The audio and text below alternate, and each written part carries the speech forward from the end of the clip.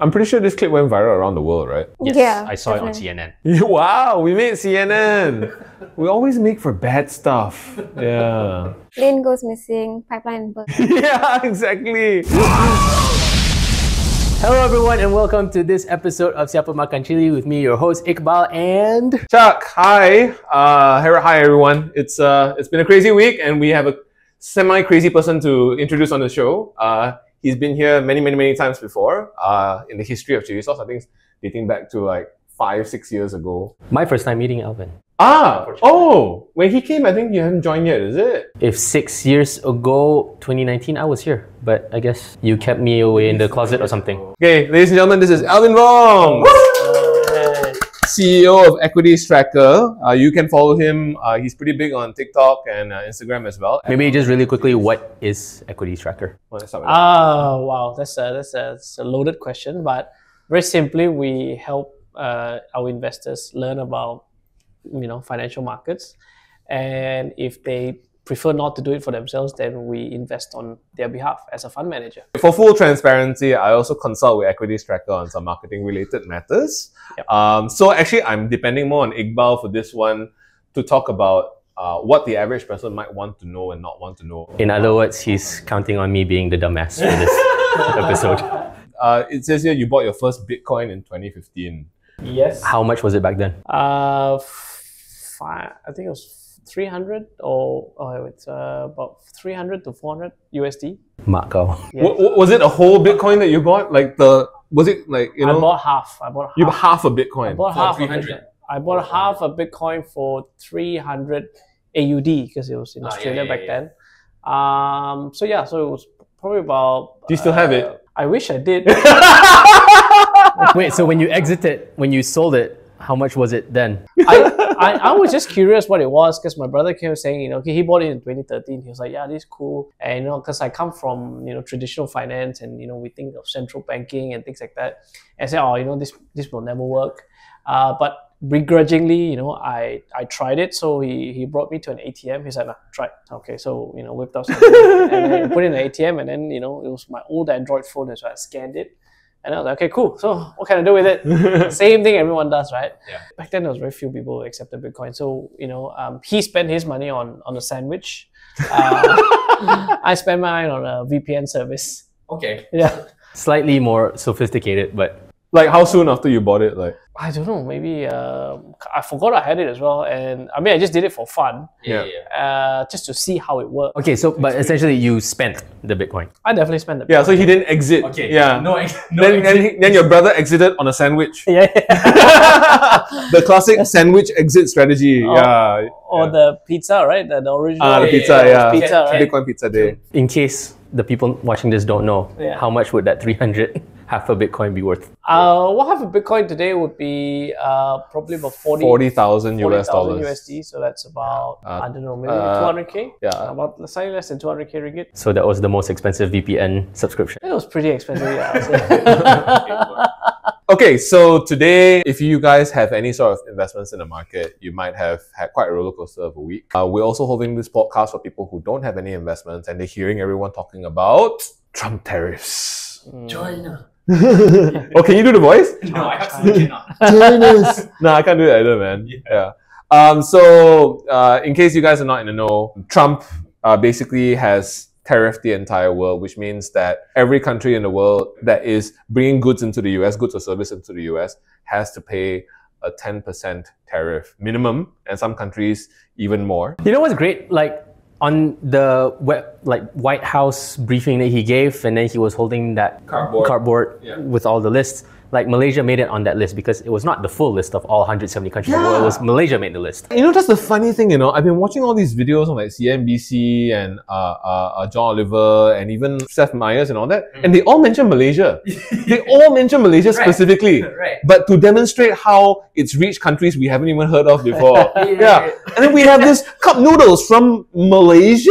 Yeah, that was Richard Quest from CNN. Yeah, it's crazy. Yeah, so number one, never mind how did he come up with the tariffs, but like number two, how did he pick the countries that made it onto the cardboard board? I think. Does anybody have any idea? Do you have any idea? I don't know. I think you gotta ask the intern who did the.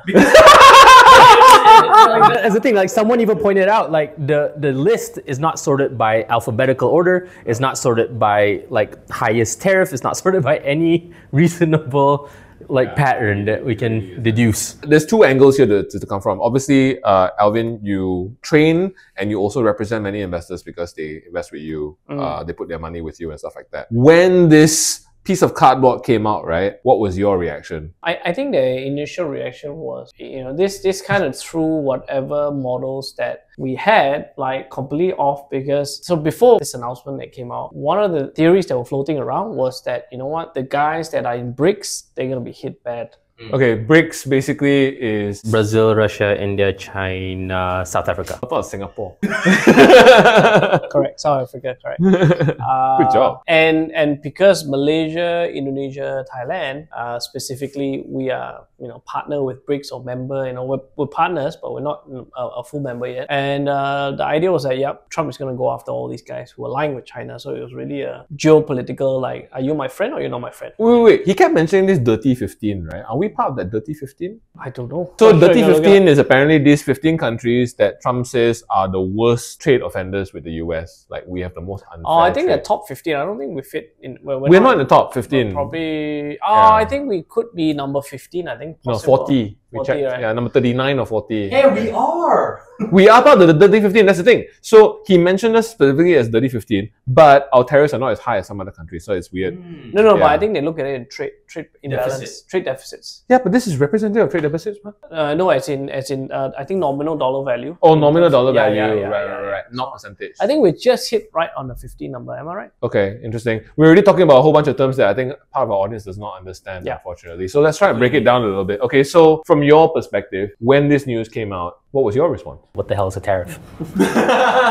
Okay, so let's start with that. What the hell is a tariff? Okay, so tariff is essentially an artificial kind of barrier that you put up by the government, by laws, by passing laws, right? That makes goods coming in from other countries more expensive. The reason why you want to do this is that either you want to protect industry that you are trying to build and maybe grow, right? So you try to incubate a new industry, and therefore you're going to make it more expensive so that these guys kind of have a bit of a break, right? To kind of get into the industry and get their footing before they can be globally competitive. Like Malaysia's car industry for the last 30 years? Yeah. And so Chuck, going through like my exact reaction when I heard this news, what the hell's a tariff? Because in my head, that's what it was, like how we charge foreign cars getting imported here at 200% tax or whatever. But then we don't call it a tariff, we call it a duty. I think we call it like import duty, then we had approved permits as well. Yeah, all those things. And so that's why I think I immediately went to what is a tariff, because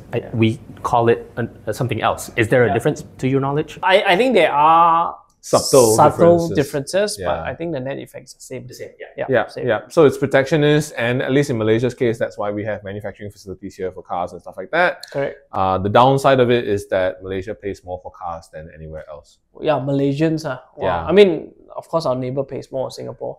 But they're doing it for a different reason. They tariff it because this is not enough space. I guess then the other difference being, so for example, we put this duty on foreign cars, but Trump is not doing it on one thing. He's doing it. So this is the easiest way to understand tariffs, right? You know how like Malaysians always complain about the price of cars, right?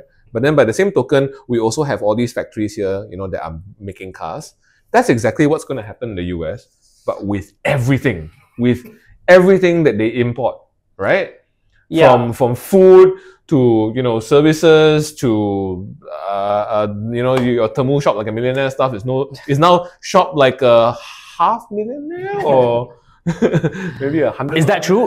Will that be the effect essentially? That would be the effect essentially. All prices or all goods that are imported will go up in price. Do we know that for a fact? Is there a scenario where things turn out well? Yeah, I mean, from my understanding, correct me if I'm wrong, Alvin. Yeah. Yes, that 100% of businesses suddenly decide to be very, very generous and say, no, we're going to absorb all these changes in costs. That is the only, aside from that, that won't happen. Unlikely for businesses to absorb the cost. Yeah. So, I've heard some cases where the exporter would absorb some, and then the importer would absorb some, and then maybe they pass on some to the consumer. But I think also depends on the degree, right? So, we started off at 24%. Now there's a pause for 90 days, and that's 10%. But China's at 104%, coming to 124%. So I think it's within reason that this can reduce costs for the consumers, right? But if you're gonna do 100%, I mean, if you're gonna bring in a car which is 30,000 and you're gonna pay 30,000 in tax, how much can you reduce it for the consumer? I think so.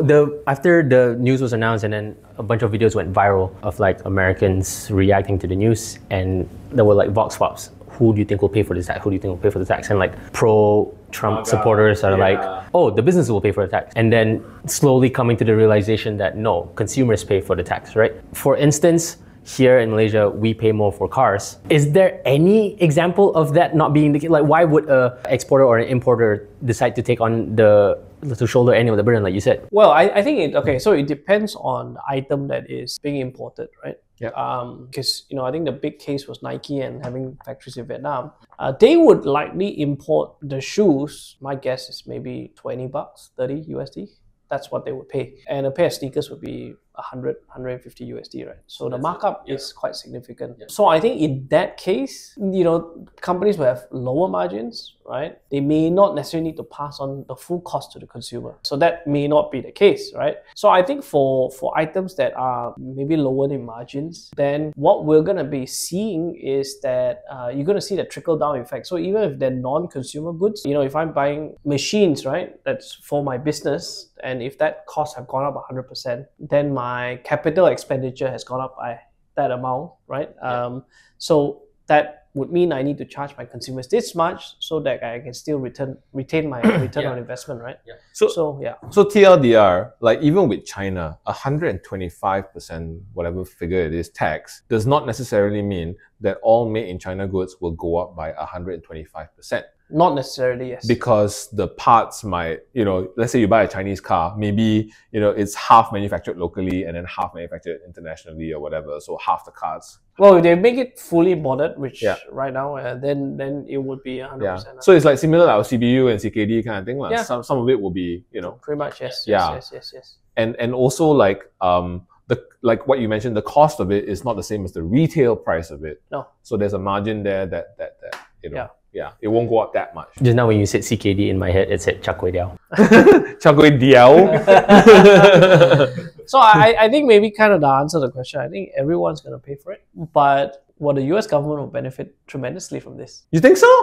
Yeah, because they will be getting revenue, right? Tax revenue. That is considering, I mean, the whole purpose of doing this is because they don't want people to buy stuff overseas. Yeah, but so one of the things is that we don't think that US can actually manufacture everything that they need. So yeah, they'll still be a net importer regardless. And I think they know it as well. Well, and so, okay, the thing that from the news that I've been reading, Trump was saying he wants to enact this so that he can replace income taxes. He wants to do away with income taxes and use this as an alternative source of revenue for the government. Oh, I didn't read that. Which then economists were kind of looking at that and being like, but what you could make from tariffs would be 5% of what you're currently making from income taxes. So, oh, that sounds like a deep conversation. That sounds like a very deep conversation. I think the estimated amount that I've been reading about is probably 700 to 900 billion worth of tax that they would receive, and that would help them. But yeah, Chap makes a good point. But then that's on the assumption that people keep buying these overseas items. And eventually they won't. I mean, it might be priced to the point where they won't. That's the whole point. Yeah, that's the whole point. That's the whole but point. It's not going to happen overnight. Actually, let's try and bring this back to the average person. I think we have some questions here that were quite relevant. So, I mean, the update to the news is that basically after all this, after sending the entire financial world into turmoil and everyone's panicking and everything, Trump says, hey, just joking, it's only 10% to everybody. Except China. Yeah, China is 120 or whatever percent. 4, yeah. Yeah, and this is the other thing about tariffs, right? I mean, what I read about it, and correct me if I'm wrong, it's a boxing match, right? It's like right now it's a boxing match between Trump and President Xi, right? And yeah, President, yeah, because like I tariff you, it's like, oh yeah, I tariff you back. It's like, oh yeah, I tariff you again. It's like, yeah, I tariff you one more time,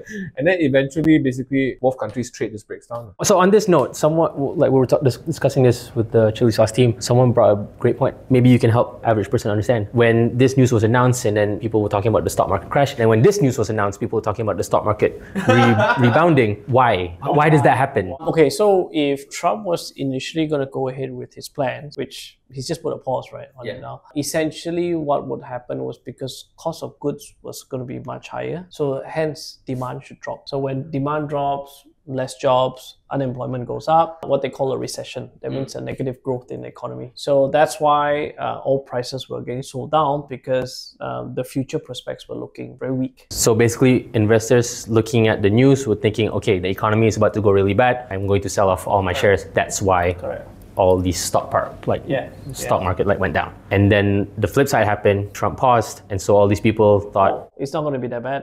And so they entered the stock market. But the rebound still doesn't rebound to the same extent that... Oh no, it's not recovered. Doesn't cover back, I think right? the S&P is down 20% year to date. Yeah.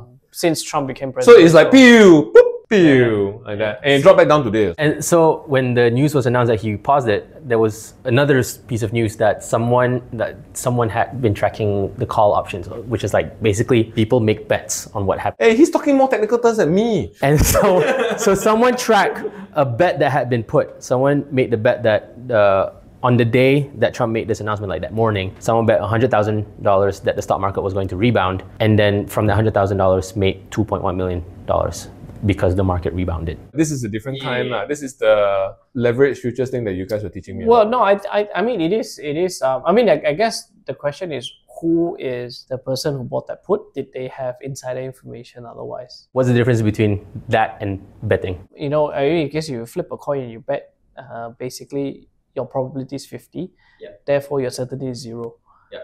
So in this case, if you're President Trump, or you know what he's going to be doing next, using game theory, you kind of figure out, okay, this is likely going to happen. So your certainty will be much higher than gambling, actually. Well, so for example, if Manchester United is playing Liverpool, and I kind of see, well, Liverpool's goalkeeper has a flu, and he doesn't look like he's about to do really well with defending the goal, I can bet that Manchester United will probably beat Liverpool in this game. That doesn't make it betting anymore, but it is betting still, isn't it? It's informed betting. It's making your probabilities, improving your odds, basically. The way I view it is, gambling in a casino, the house always has better odds. Okay? Anything else outside where you have information, the information improves the odds. And so it becomes less gambling, if that makes sense. It's not like yes or no, but it becomes less gambling. Is that fair? Yeah, I guess so, yeah. Yeah. Let's go to some more general questions now. So this is from Ray, who asks, will it cost more to buy games on Steam? Okay, so let's just run this through again, okay? So Trump originally had a 24% tariff on Malaysia, and it's been lowered down to 10%. Will either of these things affect us, you know, things like Steam, Netflix, you know, Apple TV, for atas people, you know? Actually, whatever tax, so the government last year implemented the digital tax. So that's already been ongoing. So the tariff that they put on Malaysia is essentially our exporters selling it to them. Right. So because of the tariff, it makes it more expensive. Therefore, the expectation is that demand will drop. Right. But don't forget, it's our exports going there. So if you're buying games on Steam, which is, let's say, based in the US, and it's priced in US dollar, then there's no tariff on you buying stuff here in Malaysia. There's no tariff on that. The only knock-on effect is if, I mean, this is really thinking out loud, okay? It's like long-term. Many years later, right? This programmer is sick of buying expensive durians that he decides to charge more for games. I mean, something along those lines, that the cost of living in the US will go up to the point where they will have to raise prices on a lot of stuff. Yeah, possible. And how long, what kind of time frame are we looking at for something like that? Actually right now it's there's a lot of uncertainty. It's quite hard to kind of guess. Right, fair enough. Yeah, and it really kind of depends what Trump does, right? I'm so sick of Googling Trump every day. So immediately, Steam games won't go more expensive. No, I don't think so. Not your Netflix. Okay, Ray. So yeah, we'll see you online. No, like so I went and chat with Chuck. Like you know, most of our Apple products are made. So that was the next question. All right. So will the iPhone go up? This one is actually very interesting. Because iPhone isn't made in the US. So here's the interesting thing, right? They're made in many countries, Including Malaysia. including Malaysia. Up in Penang. The semiconductors, yeah. From what I understand, after COVID, they move a lot more. Is that true? They move a lot more. As in, like, they'll go from one country and then they'll go to another country to finish it and that kind of thing. I don't know about a lot more, but I think you know, they looked for more supply chain basically. Okay, so they're made in more countries rather than just China. Yeah. Just... I think India is making iPhones now as well. Okay. Yeah. Which wasn't the case. This is related, unrelated, but several years ago, I always wanted a Dyson vacuum, and they're not cheap, right? No. But then anyway, I moved to the US in 2020, and then I saw, Dyson vacuums in the US are cheaper than in Malaysia. Buy lah. Yeah. Buy. The thing arrived. I opened up the box. Made in Malaysia. Why? How is that possible? Why is my Dyson like made in Malaysia more expensive than if I were to buy in the US? I think Dyson is quite an interesting company. So they've kind of split their supply chain. It's between Philippines or Malaysia. Right. So basically, almost all Dyson products are made in these two countries. I guess it's just how they're pricing it for the market. Okay. Yeah. So it's no, I don't, at that point, I don't think there was any import duty. Actually, Dyson is headquartered out of Singapore. Yeah, which is next to Malaysia. Yeah. So in Johor, you get a lot of their factories there. Okay, so then the cost of making it, that has no bearing on how much the price is. It's literally just... It has some bearing, I'm sure, but... But then the main consideration is what would a consumer pay? Tariffs. Is that what you're saying? In terms of my Dyson vacuum, like why they were pricing it lower in the US compared to in Malaysia? You know, iPhones are priced differently around the world as well. So I guess it depends on the market condition and you know. Malaysia is the cheapest place in the world to buy a MacBook. Yeah. Yes. Huh? Yeah. Serious? Yes. I mean, I saw this on Reddit because some of them are manufactured here. Yeah, and also lower income market. So both factors. One is, you know, the logistics, and the second one is also pricing to the market. They can afford to sell it cheaper here. MacBooks only, not other Apple products. Unclear at this point in time. I haven't done enough research. But MacBook, I heard, MacBook, Apple products are cheapest in Malaysia. But it's a good question, right? So like, let's say a phone designed by a US company, subbed out to China, China makes the phone, sells it back directly, let's say, to Malaysia. Does the tariff touch that? But then Apple US is the one asking China to make the phone. Like, is there something there maybe? So I think that the tariff is, so the tariff specifically are for US citizens or consumers in the US. Not companies. Well, of course, companies as well. But only if they consume it within the borders of the United States. So if you're an American citizen and you say come to Malaysia and buy a Dyson vacuum cleaner or whatever it is, you're not going to be charged a tax unless when you fly back and then at the airport they stop you and say, yeah, this is brand new, I'm going to charge you a 10% tariff. Okay, but in the context of a company, right? So I'm just trying to wrap my head around this. Apple US pays China to manufacture iPhone that, let's say, eventually gets sold in Malaysia. Yeah. But the fact that they're paying China, wouldn't that get tariffed? No, because it's only going into the US, not going out the US. So unless that iPhone lands into the US? The service of creating the iPhone, is that... But then now you're talking about China's tariff on the US. Actually, yes. I forgot about that too. Yes, that's right. But so say China didn't have... So I'm very curious. So I mean, Apple is an American company hiring a Chinese company to manufacture iPhone that gets sold to Malaysia. Yeah. Does the tariff touch that? The money has to go to Apple eventually. Maybe Apple's bank account in Malaysia then. Yeah, so I don't think it is a flow of money so much, but it's on the final goods and products going into the country. So between them right now, we're talking about China and US. So you're saying that Apple as a company can profit off products made in China but sold to the rest of the world without incurring any of these tariffs? Yes. That's interesting. Yeah. But then, okay, so Chat makes a good point. So it's just goods, it's not services? No, it is services. Okay, so by definition, it should be goods and services. Okay. Yeah. Right? So when Trump is talking about the trade surplus or trade deficit they have with Malaysia, it's meant to be goods and services. Okay. So we import Microsoft Office and digital services, right? Or Google or Netflix or whatever it is, right? We import that. That's what we consume, and then what we export to them is that much. So the difference is that we consume less than we work with the US. So it's supposed to include services as well, right? But in this case, it's only those that are imported and used in the US. So it's actually... Is China doing the same thing? Like only imported and used in China? Yeah, that's what tariff stuff. Tariff specifically for the country, but because if you say the product goes to Malaysia, actually doesn't land in the US. And if Malaysia and China has a free trade agreement, then there's no trade barrier. That's interesting. So companies that have a significant amount of manufacturing overseas, but also a significant amount of their customer base overseas, are not affected by the tariff, are less affected by the tariff. Correct. Only their US consumer demand and their China consumer demand are the ones that are being taxed. Correct. Ah. So because US is the largest consumer collectively as a country, that, if the US stops consuming that much, then there's a risk of recession. So your best guess, in 1 year's time, the same iPhone model, is it going to go up or go down, the price? Honestly, I think you're going to ask Trump. But you're saying that this doesn't affect us, ma? It affects us because we sell.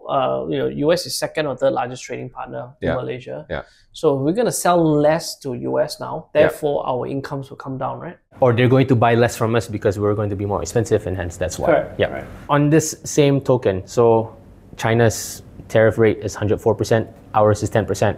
This is something has happened in the past. So say if I'm so again, I'm Apple. China's making my iPhones, but then if I import the iPhones directly from China, they're going to get tariffs 104%. As Apple, can I then just ask China, can you send the iPhone through Malaysia? That way, when Malaysia imports this to us, we just have to pay a 10% tariff? That's what happens, kan? Yeah, so that's quite risky because that's where companies get their account sanctioned and things like that when you are trying to avoid taxes by funneling. So technically, an iPhone would say made in China, even if you ship it from Malaysia. Right? Yeah. So you still get the tax. But I'm sure there's a law there, like how much of it was made in China, how much of it was made in Malaysia. I think it is the final assembly. So what it means is that even though components are made all over the world, right? Not all the components are made in China, for example, for the iPhone, but it's maybe final place of assembly could be Malaysia, example. Right. Then it will be say made in Malaysia. So we could just put in one screw and then we can say made in Malaysia. Right. Yeah, I guess so. Apple, if you're watching this, that's free business consulting advice. But I mean, one of my friends in the industry as well, he did tell me that there is a fear to it. If you want to do this, basically take Chinese goods, and I think the term is white labeling, right? Or something like that. Like you make it made in Malaysia and then you ship it off. If it's done often or blatantly enough, chances are someone will catch on to it and the governments might penalize, if not the company, maybe even the country. Because I believe that just before this, correct me if I'm wrong, the US was accusing Malaysia of doing something like this already, right? I think there were a few Malaysian companies that were sanctioned. Yeah. So not the country, companies. But then I think there were threats to put us on the grey list. Yes, this is what I remember. Yeah, the grey list. Yeah. Financial Action Task Force. So it has serious implications to the whole economy. Yeah. So is in Malaysia's best interest to not encourage this as well? Yes. So we need to play by the rules. But the incentives just grew like 100 times. That's the thing. It's just like there is a sweet spot where there used to be a 10% incentive on this. Now there's a 100% incentive on it. Yeah. Well, that's assuming it's status quo. So if you're a business today, are you gonna build a factory here in Malaysia? Businesses are kind of stuck, right? Then, like, what if he changes, does another U-turn? After I've sunk in, He might have done it while we were on air. I mean, who knows, right? Yeah. Yeah. So I think that's when businesses don't have certainty, they stop investing. Okay, so it's not going to be a sudden opportunity for Malaysia to. Actually, it is. So that's the next question, actually. Okay. So right now, as you guys might know, we talked about the boxing match. So China and US are having a boxing match now with tariffs, right? How is that going to benefit? Is there a possibility that this benefits Malaysia? Malaysia used to dominate in medical gloves, right? And then, kind of buy it once and throw away kind of thing. So we used to dominate industry, it was probably globally about 3 or 4 billion US dollars. But it's very small for China to kind of do it, right? But then come COVID and they realized, oh no, we don't have any gloves for ourselves. So they made it national interest to build these glove factories.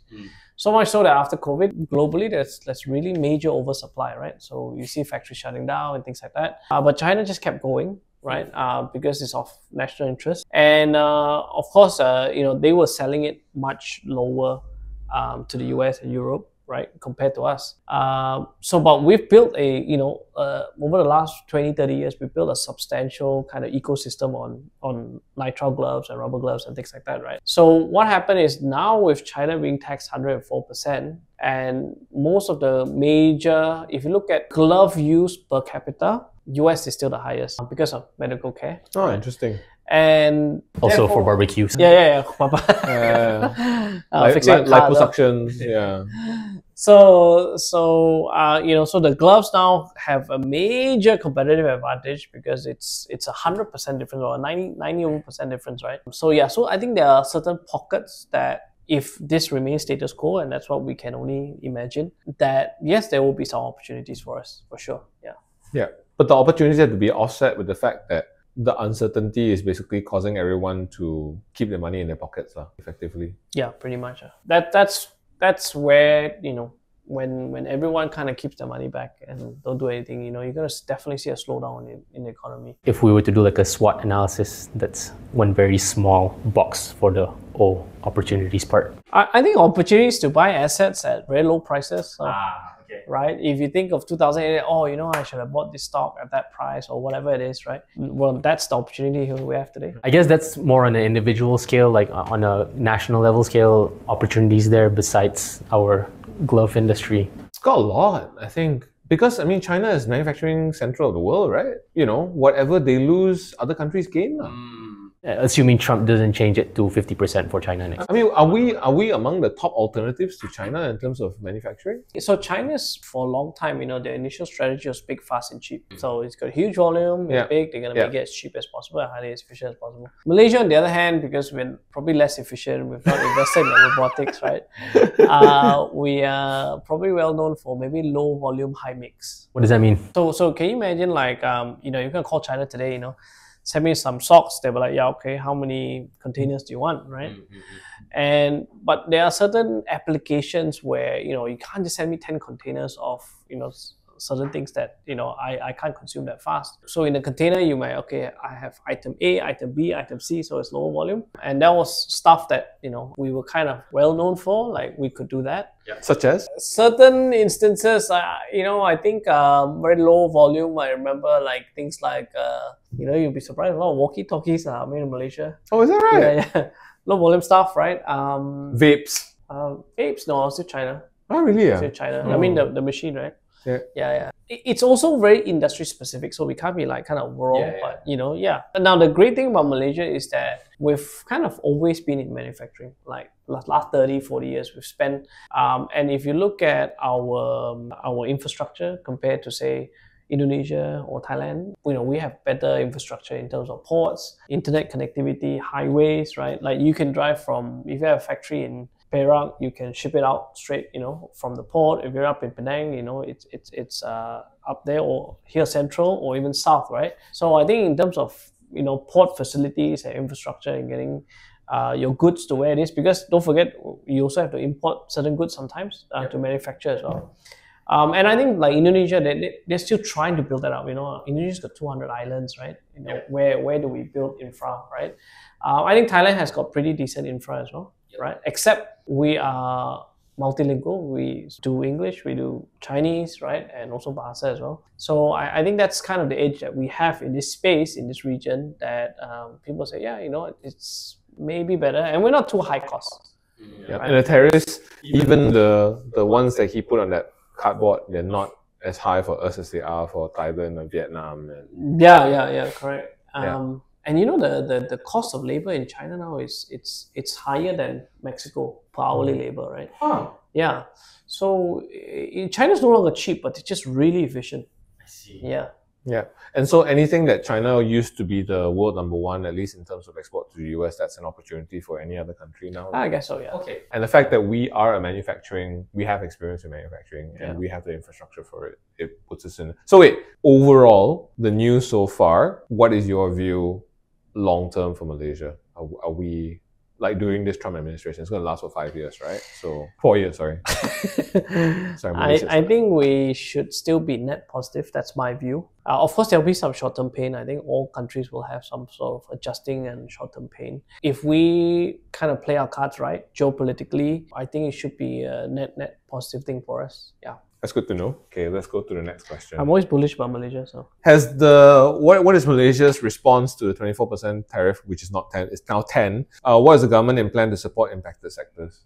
Has there been any news? Well, actually, I think the government responded quite quickly. I think within less than 24 hours, they've said that they're not going to put in reciprocal tariffs. Right. So, okay, you get tariffs 24%. I think, you know, where maybe the Americans don't quite understand is that Asian culture, right? You can't do that whole public thing with China and say, oh, I'm going to tax you 50%. Okay, I'm going to tax you. So they're not going to back down, right? But I think what Malaysia will do as ASEAN chair this year likely will be to negotiate for the whole bloc. Because ASEAN is quite sizable, you know, we're double the size of the US population. We're apparently something like the third biggest exporter to the US or importer, something market or something to that effect. ASEAN itself has 700 over million in population. That's twice the size of the US in terms of size. Yeah.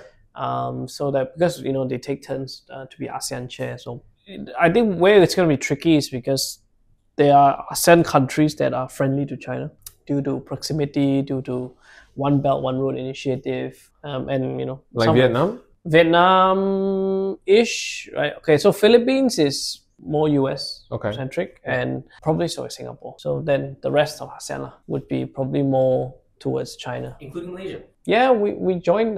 We're a partner in BRICS, and lately, actually, yeah. But I believe Najib era they were more friendly with the US, right? No, Najib was very friendly with China. Oh, okay. Yeah, China. But he kept playing golf with all the presidents. I think he kind of. But that was before Trump, and you know we still talked about globalization, so it was still kind of status quo. Because Trump, when he came in 2016, Najib was not here, and you know we do see things like you know up in Kuantan, you got massive Chinese investments. They were going to build our HSR between KL and Singapore. ECRL is also done by the Chinese. We have Xiamen University in Sepang. Yeah. And we built that Alibaba, you know, for Alibaba, there was like a free trade, digital free trade zone. So it's quite a lot of these initiatives that we saw during the era. Definitely feels like we're hearing a lot more about China in the last 10 years in Malaysia compared to the times before that. Right? I mean, they're big, right? Okay, so this one was quite cute. I thought, is it a risky time to ask for a naik gaji? No, I mean, we're trying to, you know, make this relatable to everyday people. Obviously, there's a lot of economic uncertainty out there, right? So how do you think companies are going to feel when their employees come out and say like, boss, I think it's time for a raise? As an employer. You know, knowing you guys track companies, right? Yeah. So at EquitiesTracker, you all track the financials of many, many companies. Yeah. How do you think they're going to feel in the next 1-2 years about spending money or... I think right now, we're recording this podcast a week after Trump. I'll just say maybe just chill back for a while. Okay, don't ask for naik gaji for the next 3 to 6 months. Or if you already got naik gaji recently, thank your boss. Yeah, and don't tell anybody else. So basically, like at least for maybe the remainder of this year, companies gonna be a bit careful. I think companies are gonna definitely be more prudent. Yeah. Why? Well, if this rains havoc and because no one's quite sure how trade flows are going to look like now. We're not sure, right? 104%, like how do we brain that? It doesn't. That thing just exploded, right? And because the global trade system is so complex, right? There's so many moving parts. It's very dangerous to say that let's just do a blanket and then it's gonna work. Usually never works. So yeah, so I think things are gonna be a bit uncertain for a while. And when things are uncertain, people want to make sure that they have cash reserves to fight it out. Pull back spending, cut staffing, just like survival mode, right? Yeah. Sorry, did you get 148 likes or what? Yeah, I think so. Okay. Sorry, SKE v Malabar, don't ask for a raise yet. Because this is kind of related as well. So basically, what we're seeing now is the whole market is basically just saying, I want to keep my cash somewhere safe and secure, which is why gold is so high now, right? And that's causing the slowdown in the market. The slowdown is expected because price go up, demand drops. Price of what goes up? Well, if you're gonna increase tariffs by 104%, let's say in China, and then so that's that expectation. To counter that, they can reduce interest rates. But really, what Trump has done is he effectively just got everyone happy by implementing a 10% GST, right? Globally, right? Yeah. that's what he did, right? It's funny you mentioned interest rates because that's the next question that was coming in. A lot of countries are saying that they're gonna predicted to lower interest rates in the short term to deal with all this uncertainty. So somebody from South Chile, Danish, asked, macam mana bond kerajaan boleh turunkan kadar faedah? I think we talked about it off screen. So bond kerajaan doesn't mean government agent. It's a bond. What is a government bond? A government bond is not 007. A government bond is an IOU. It's an IOU. Yeah. So how does it work? Okay, what are bonds first? What are bonds? Bonds are pieces of paper that government issues to say, you give me money, I will pay you back in 3 years, 5 years, or 10 years. So I've always known that, but I've never gotten the concept, like, where do I get these pieces of paper? Like, do I just walk into JPJ and then be like, hey, I want to buy a bond? How does it work? So like Malaysian government bonds, for example, a single piece of paper will cost you 5 mil minimum. So it's not it's not a retail kind of a product. The cheapest bond is 5 million ringgit. Yeah, it's per lot. One lot is 5 mil. Wow. Okay, so it's not a retail thing. Who buys these pieces of paper then? So funds will buy these things. For funds, right? Or like could be government funds, could be non-government funds, could be your average unit trust that buys these government bonds, because the risk of default from a government by right is very low lah. Default meaning government cannot pay you back. It cannot pay you back, right? Yeah. So therefore, it's a safe haven for if you have a lot of cash. You can't just walk up to Maybank and say, here's $500 million. It doesn't work that way. And the IOU is at a fixed interest rate, right? Yeah, I always fixed interest rate for that period of time. Okay. It's 3 years, 5 years, whatever it is. And so if a government wants to raise more money, they have to sell bonds with higher interest rate. Not necessarily. It depends on the current interest rate environment. Okay, yeah, explain that. So interest rates. Okay, say example, if you are getting, say, the current interest rate set by the central banks, right? So Federal Reserve, Bank Negara here. So Bank Negara say, economy is not doing good. We're going to lower interest rates, maybe to 2%. So therefore, that kind of sets the benchmark as 2%. So if you put money into a fixed deposit, you can get 2%. Okay. So now the government say, hey, I'm going to borrow some money. I don't have to offer you 5%, right? Yeah. I can do maybe 2.5. Make it competitive for 2.2, right? And because if the banks fail, I fail. If I fail, the banks are going to fail anyway, right? When interest rates set by the Federal Reserve or the Bank Negara central banks come down, essentially when you refinance, so the governments typically refinance or roll over. So they don't actually pay off any debt. So when it comes to maturity, they'll issue another piece of paper and say, let's say I borrowed $100 million and it's due this month.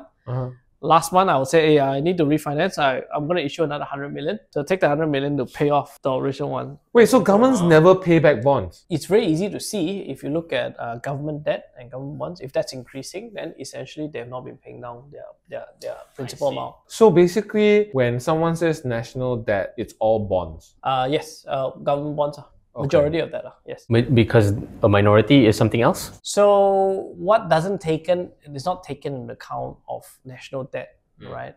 Would say like what I call off-balance sheet items. So essentially, if you look at Tenaga, is Tenaga a private company or is it? Technically GLC, yeah. So it's hybrid of both, right? Right. And it's got a monopoly, and the government owns a majority of it. So the debts that Tenaga takes on, it's not constituted as government debt. Oh.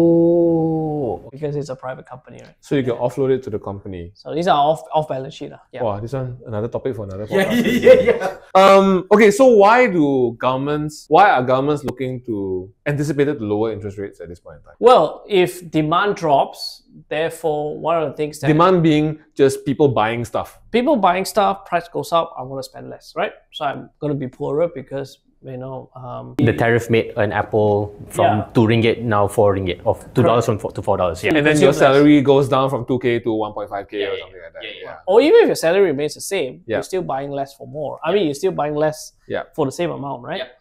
So, and because the Western world is somewhat quite formal in the sense that almost everybody would have some form of mortgage, right? For the average person, your biggest interest paying debt would be your mortgage, right? So essentially when you bring that down, therefore your mortgage rates come down as well, variable mortgage rate. So instead of having to pay 2,000 for your housing loan, maybe it's now 1,002, right? Or 1,003, right? Now you have the extra 700. Then consumers will then, I can that's the easiest way to understand it. But it has further implications than that, right? Of course, when you do it too hard and too fast and too long, right? And what happens is that inflation, right? Because you got excess money in the system and people are just, like what happened during COVID. Okay, so let me just put it in a linear story. Tariffs are now raising the prices of my groceries from $100 to $200. I'm going to spend less now. The bank goes, hey, these people are spending less, we need to encourage them to spend more. So they lower the interest rate. Now instead of paying $2,000 for my mortgage, I'm paying $1,200. I have extra $800 to now spend on groceries. Okay. That's Federal Reserve. To be more specific, it's the central bank. Think of it as like a tank of water, right? So if central bank turns on the tap, more water fills up, right?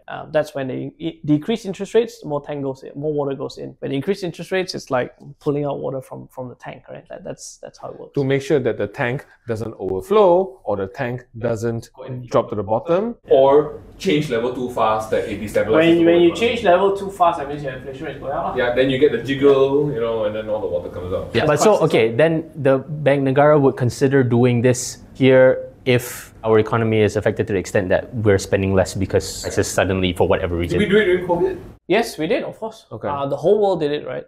So US went from 2.5% to 0. Malaysia, I think we went from 3.5 or 3.75 or 4 to 1.75. Wow. So, and then did it go back up after that? Or? We're now at 3. Okay. So we maintain it at 3. Okay. Yeah. So basically, if a global recession happened, we can expect Bank Negara to take steps. Yes, they will take these steps. Okay, I think that is the last question for today. Thank you so much for joining us. Yeah, thanks for having me. We usually allow this opportunity for you to plug like an EV. So, is there anything that you would like to plug about the show? I was looking at what do you mean by plug? Yeah, come and check out EquitiesTracker. We love to teach you guys about what investing is all about. If you have very little to you have a lot and you want to find out more, no obligations, come and check us out. Yeah, and you can follow Alvin at Alvin Equities on TikTok and Instagram as well. Yeah. Thank you, Alvin, for coming. Learned a lot.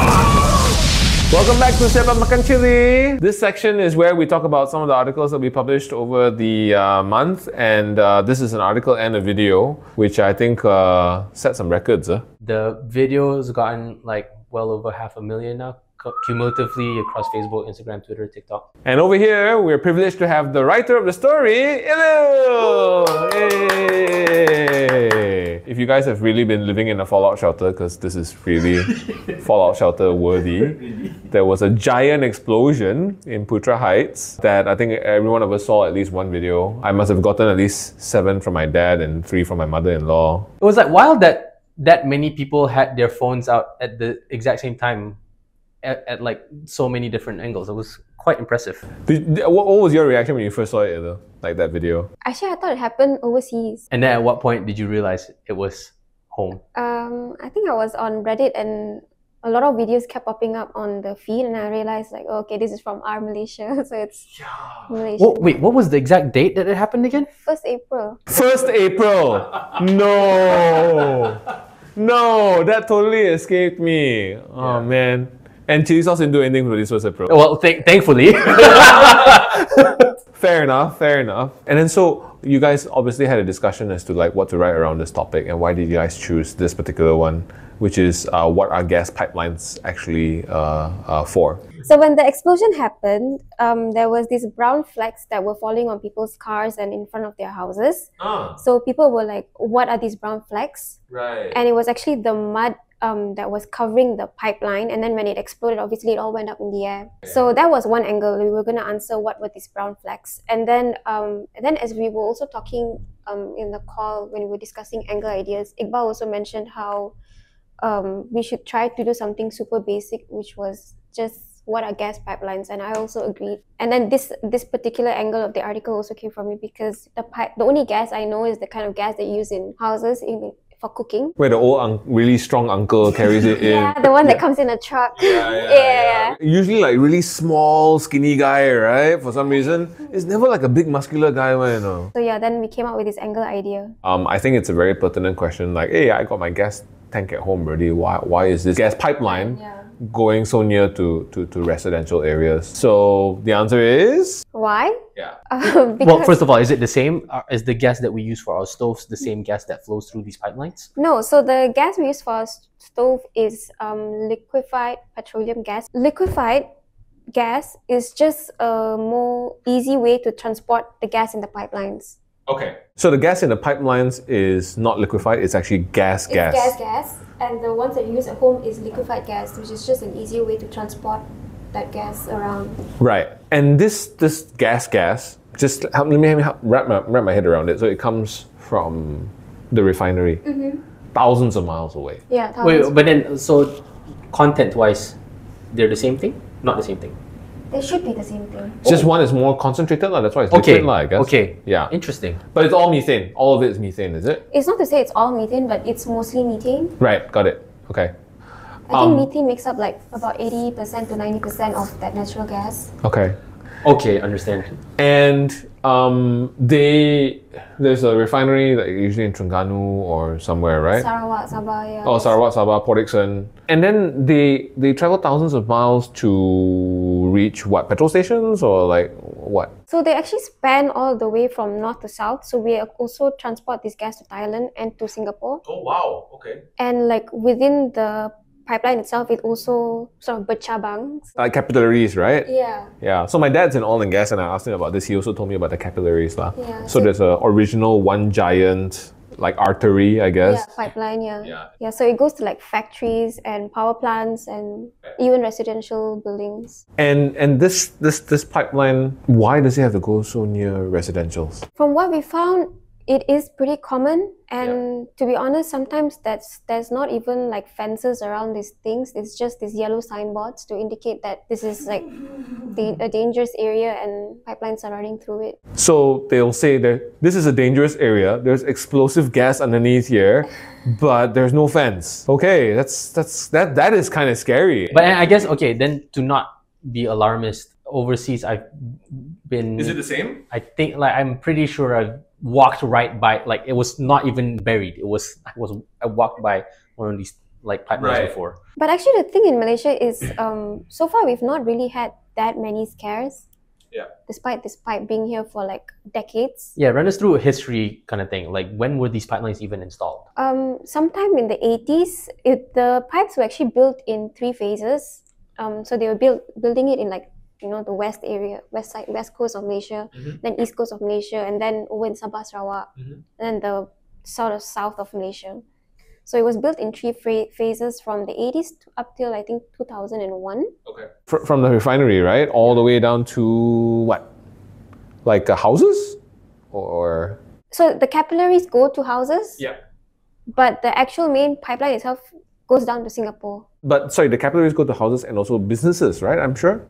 Businesses, factories. Right, which is why Massimo has not had any bread for the last... I actually felt that, because we eat Massimo all the time. Okay, wait, so hold on. Yeah. When you say the capillaries go to the houses, where in my house do I find this gas? Some condos I think that channel gas in one. What I think it is doesn't really go to our houses, but it's sort of big residential buildings. Okay, so condos and stuff. Yeah. And then because condos don't use the LPG thing? For like the modern high-rise condos, it's a pain in the ass to drag those things up all the way to, you know, the Got lift, ma. fair. Actually, I don't know whether my parents' condo got gas or but I do know that a lot of condos do pipe in gas lah. And overseas especially, it's even more common for people to pipe in gas. Huh. Yeah. Yeah, like when you were studying in the States, I'm sure there was a... Did you ever see... Induction. All the coil. Oh, is that right? Yeah. But it's scary to think, right, that something like this could happen anywhere. Like these capillaries go all over the place, right?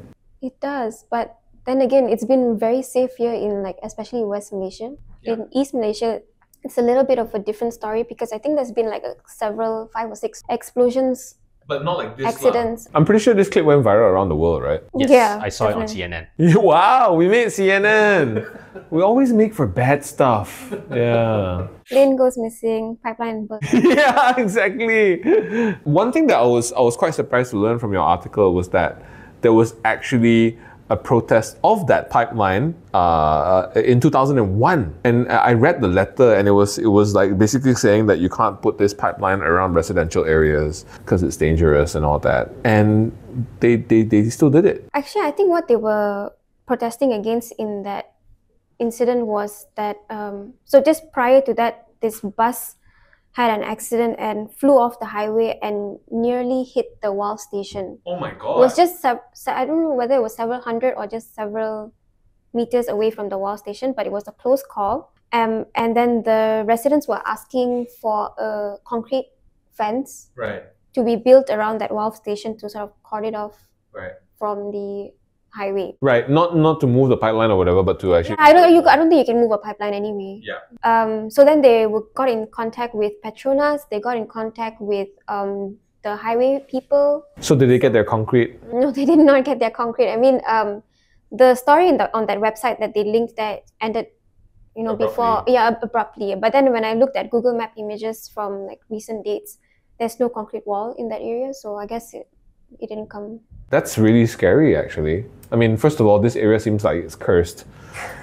so many things happen, like bus flying off, and like things. At one point, you were considering also doing a history of the area, no? Yeah. And you did look into it a little bit. Mm-hmm. Was there anything in particular that like stood out as notable about Putra Heights, the area? Nothing much. It was just that it was built by Sime Darby. And it was considered for a set of Final Destination or something. Oh my gosh, that's crazy. Also, okay, now moving cogs away from the protest that was filed. I think you mentioned off camera as well that it was that protest was about 2 kilometers away from this actual site, right?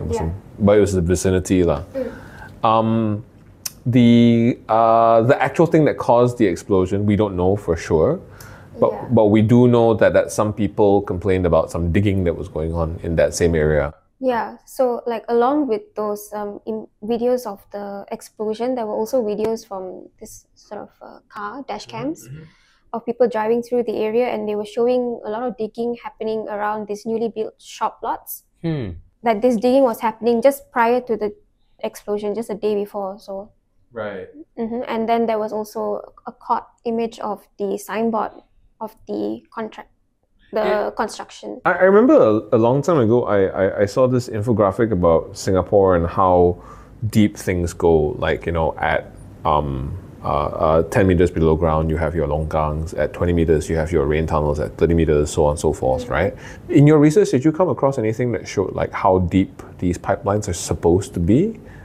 Versus everything else? Like, do we have, even in Malaysia, like a standard of that? Or I'm sure there is, because there's also a standard on how far you can actually build from the pipeline, from homes, and there are regulations. Yeah. But I think that is also part of the debate right now, because it might seem that these regulations weren't enforced and not entirely accurately, lah. Yeah. Or it could also be that contractors build too close to these pipelines, even though they shouldn't get clearance for it. Yeah. Is it like how the highway speed limit is 110, but I always do it 112 or 115, that kind of thing? Like, that's a very Malaysian thing to do, right? Let's admit it, we all do it, right? It's not just me. It's just you. No, I guess, but then that's different, because ultimately this thing shouldn't have been able to even been built if the approvals hadn't been given by local authorities or whatever. Yes, and that excavation project that you highlighted, that the citizens highlighted with their dash cams, was also approved in 2022, including by Petronas, right? Yes, it was approved by Petronas as well. Okay. Yeah. So if it was approved by Petronas, then, or at least all those people that approved it bear some of the responsibility. They have to.